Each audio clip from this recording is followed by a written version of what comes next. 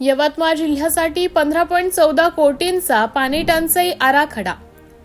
877 गावात 10,040 उपाययोजना प्रस्तावित. ग्रामीण भागात उन्हाळ्यात निर्माण होणारी पिण्याच्या पाण्याची टंचाई लक्षात घेता जिल्हा प्रशासनाने 15,14,61,000 रुपयांची पाणी टंचाई आराखडा तयार केला आहे. जिल्ह्यातील 877 गावांसाठी 10,040 उपाययोजना प्रस्तावित करण्यात आल्या आहेत.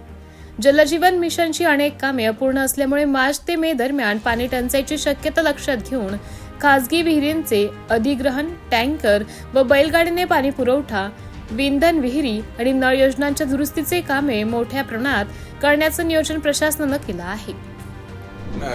तालुकास्तरीय जी कमिटी आहे त्यांची शिफारशीचा समावेश करून आपला जिल्हास्तरीय पाणी टंचाई आराखडा बनवलेला आहे. त्यामध्ये टंचाईसाठी जे काम अफेक्टेड होणार आहे त्या गावांमध्ये आपण उपाययोजना प्रस्तावित केलेली आहे. ते शासन मान्यतेसाठी आपण फॉरवर्ड केलेली आहे. आणि त्यासोबत महत्त्वाचं आहे की यावर्षी आम्ही DPCमध्ये जो कृषी खात्याला आपण निधी देतो त्यामध्ये जलधाराचं काम प्रायोगिक तत्वावर प्रथमदा आपल्या जिल्ह्यामध्ये घेत आहेत. त्यामध्ये ग्राउंड वॉटर रिचार्ज ॲक्टिव्हिटी आपण मोठ्या प्रमाणात वाढवत आहे.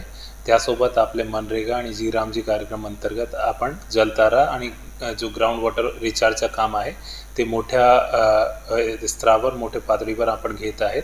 आणि यासोबत आपले जे घरकुल लाभार्थी आहेत त्यांच्या घरासोबत आपण सोकपीटचं काम पण प्रायोगिक तत्वावर आपल्या जिल्ह्यामध्ये हाती घेतलेला आहे. तो आपले असा नियोजन आहे की टंचाईची परिस्थिती कमीत कमी राहिली पाहिजे, ग्राउंड वॉटरचा स्तर वाढला पाहिजे. आणि त्यासोबत जसं मागच्या वर्षाची जसं पावसाचं प्रमाण बघितला तर हा वर्षी आपल्याला टंचाईची परिस्थिती कमी राहणार आहे. कारण की मोस्टली जितके बी आपले रिझर्ववेअर आहे, डॅम्स आहे ते मोस्टली फुल कॅपॅसिटीमध्ये भरलेले आहे. आणि जसं जसं त्यांचं आरक्षण राहणार आहे त्याप्रमाणे आपण ते पाणी डिस्चार्ज करणार आहे. लोकनायक न्यूज